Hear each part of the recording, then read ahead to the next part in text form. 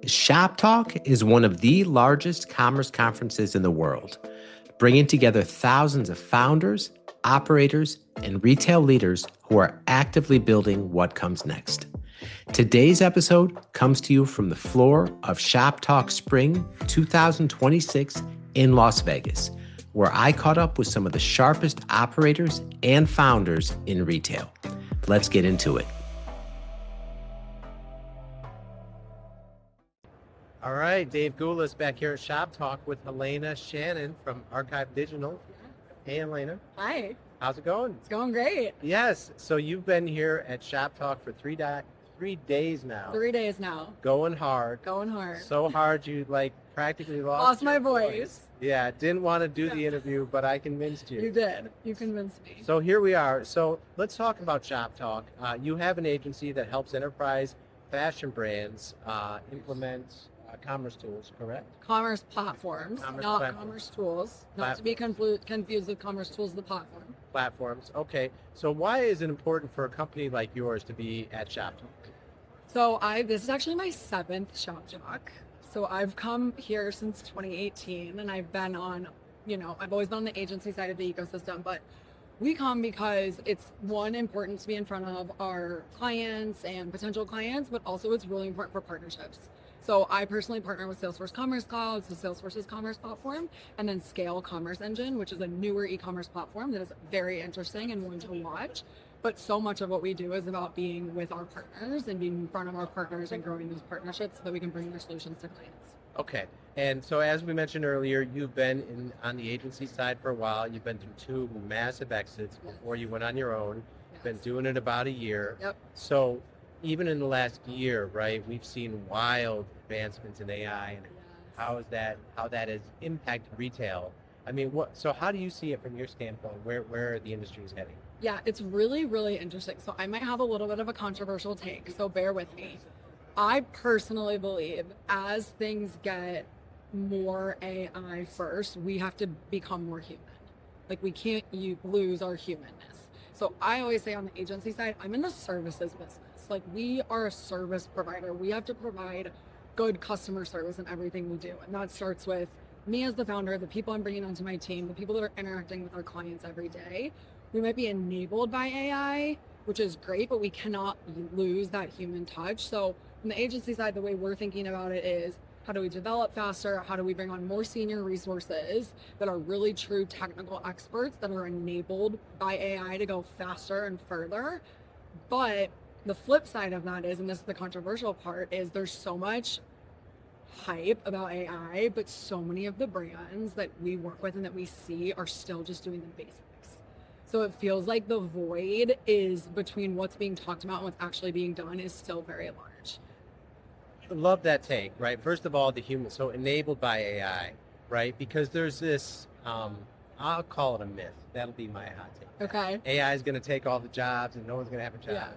Which is really, when you come to a show like this, it sounds ridiculous because there's all everybody's talking about. So many people, and all it's doing is evolving and opening up new possibilities for more things to take place, more business, more companies. Yes, so true. Yeah. Right. So there's not going to be any lack of jobs, and you need people. You need confident people. Yeah, and that's my whole thing. I'm very big on the personal touch, social emotional intelligence. I came up through sales, so I'm just very on that side of things. I'm more of a sales-led founder than a technical founder.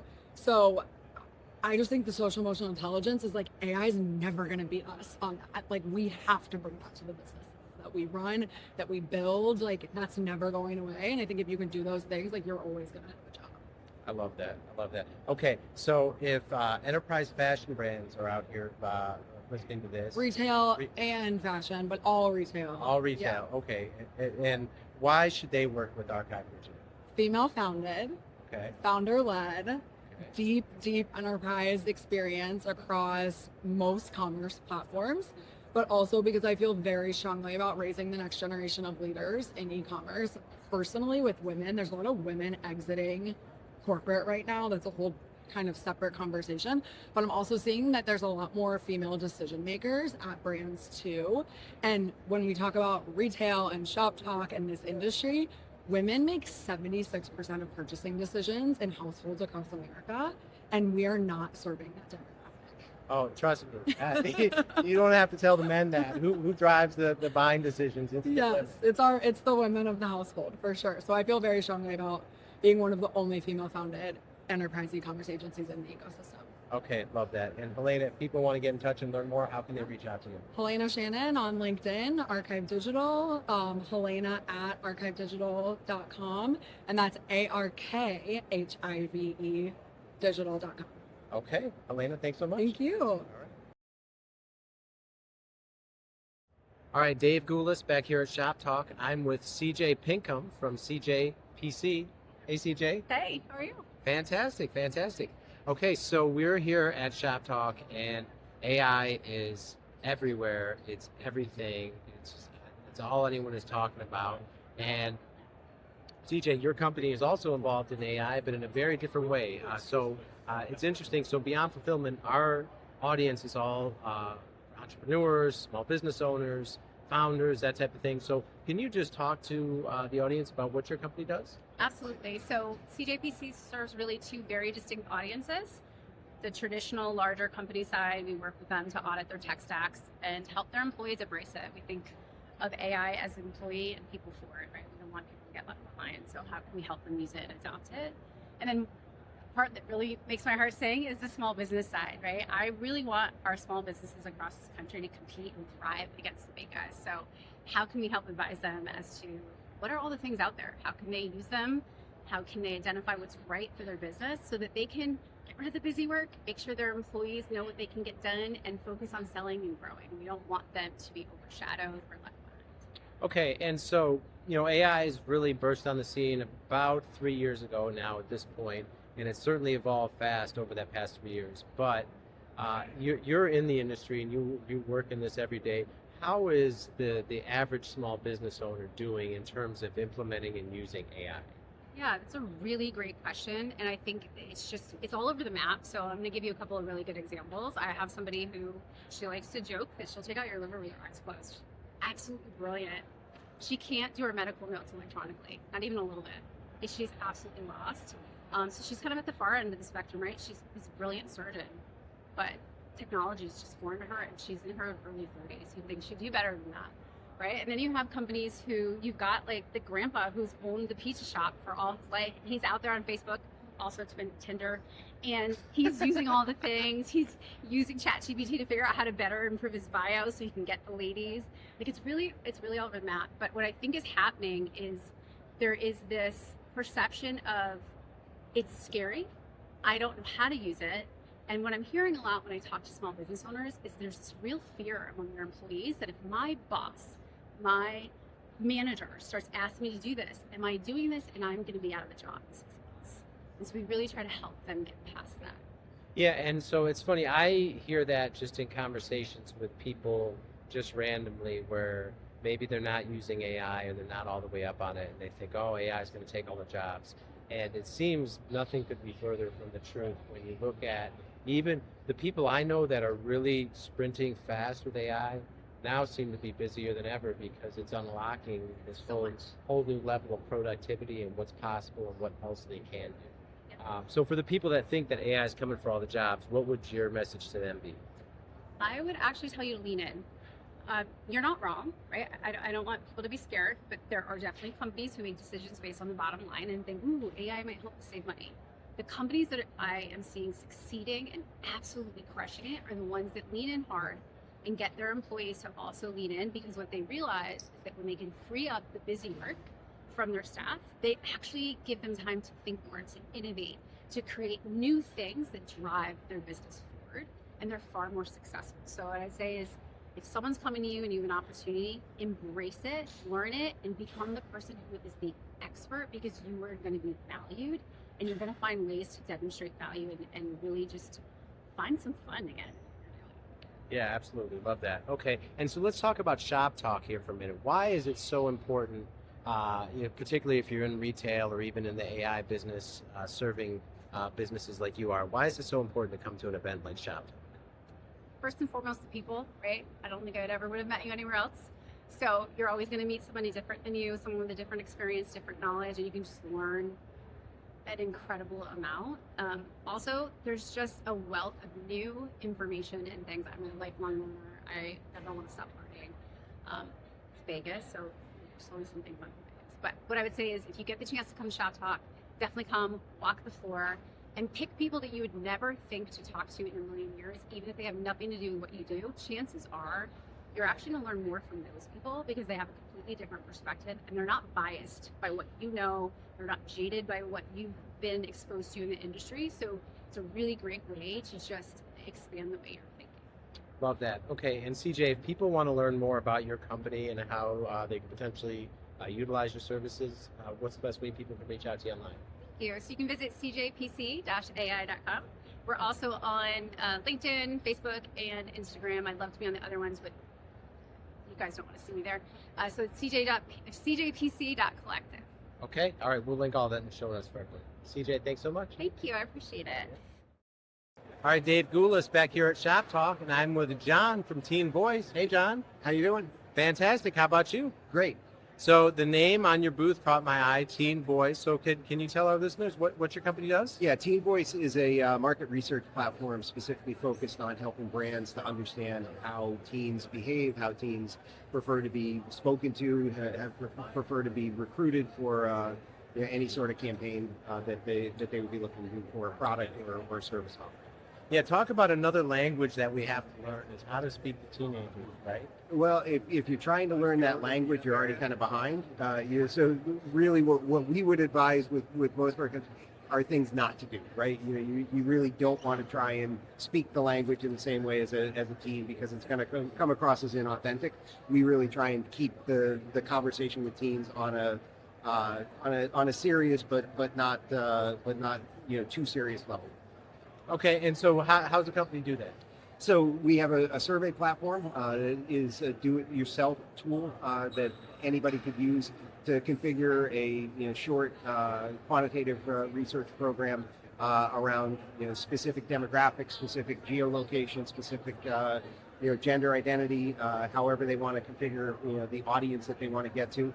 We also have a managed service program where we will advise them on how to design questions, what types of questions to ask, depending on what their goals are, what they're trying to learn about the teen consumer. Okay, and how big is the teen consumer? So depends on how you're looking at that. If you're looking at the money teens spend on their own versus the money that they influence in their household, our internal numbers show over 52% of consumer spending in the U.S. is directly influenced by teens, and that's a number in the trillions of dollars that are spent every year, either on teens, by teens, or at the direction of teens. Wow, that's massive. Bigger than I would have thought. Yeah.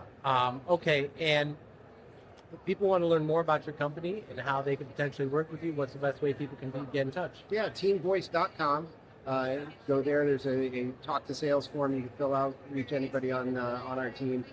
We've been at this for about a year and a half. We've learned a lot in that time and still have a long way to go to help educate brands and educate ourselves on how to crack the code with teens. And one more question. Why is it so important to come to an event like Shop Talk?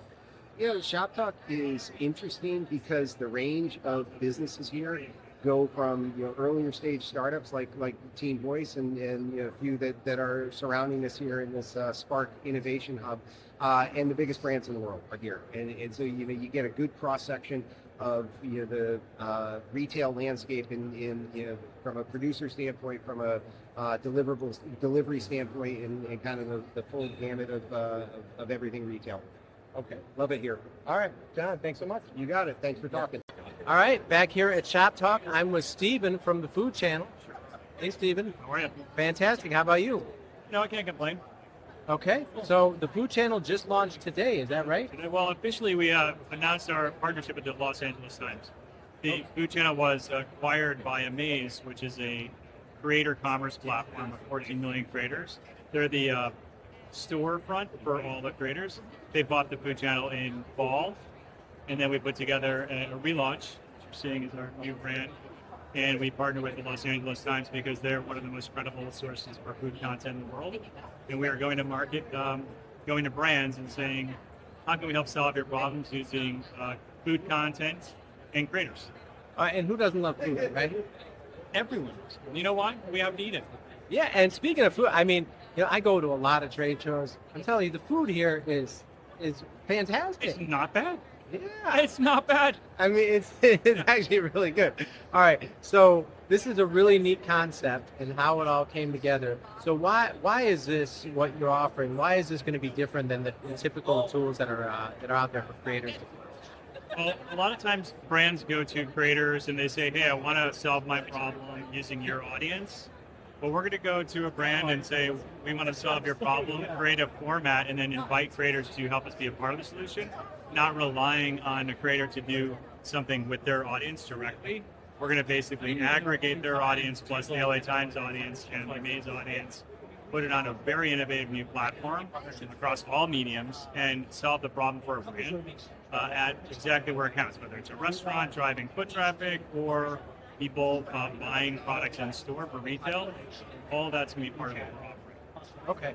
All right, and why is it so important for you to be at an event like Shoptalk? Shoptalk is an interesting event because people are just walking around interested in how do we see what's coming next, but also like they're walking around with a lot of problems, to be honest. A lot of people don't know what to do with connecting with humans and driving commerce these days. So there's a lot of opportunity to listen to brands, understand specifically what they're looking to achieve, and for us it's very easy because we're talking about food. And food is very, in today's day and age, it's one of the few things in the world that everyone wants to invest in because it's very safe, not political. It's universal. You like food, I like food.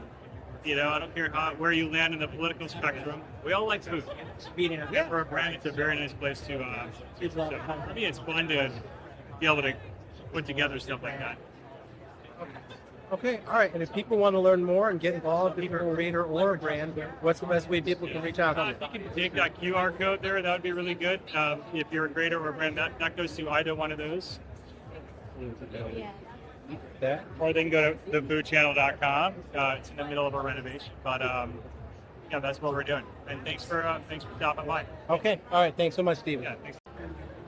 All right, Dave Gulas here at Shop Talk, and I am at the booth of Yatco here with Eli. How's it going, Eli? Good to see you. Welcome to the chaos of Shop Talk. Yes, chaos is probably an appropriate term. I mean, the floor is crazy.